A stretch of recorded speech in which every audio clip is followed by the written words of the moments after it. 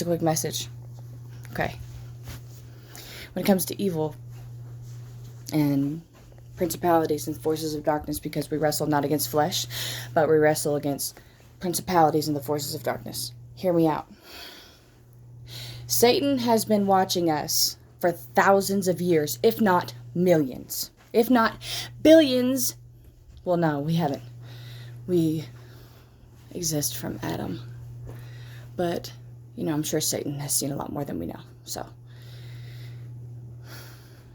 okay.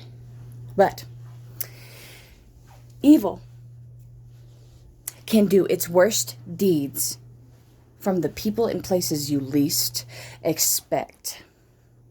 Okay? So in the places you already know evil is, okay, keep that awareness. But in the places you least expect evil to be, just be aware and be watching.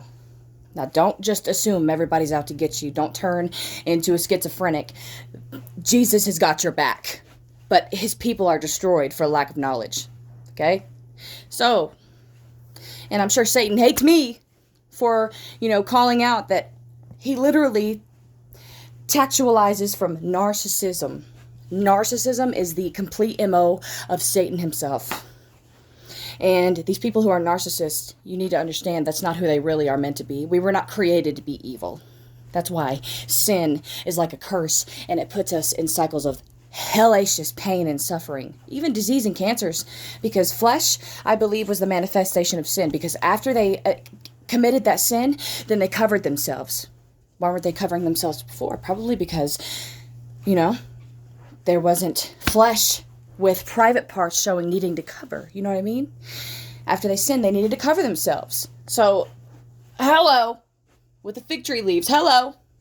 So, just keep your eyes open, because sometimes darkness can come from the places you least expect and the people you least expect. And whenever evil or betrayal comes from the people you least expect, that's when it hurts the most. Do your research on narcissism. You have no right to go around hating people, but you have every right to be aware of where evil could come from. That's your right as a human being, and God has encouraged you to do those things. He encourages you to test the spirits and have discernment. So that's what you're supposed to do. Evil can hurt you and harm your entire family when it comes from the places you least expect. Loved ones. Maybe, like they say, love is blind. If you're in love with someone, then be aware.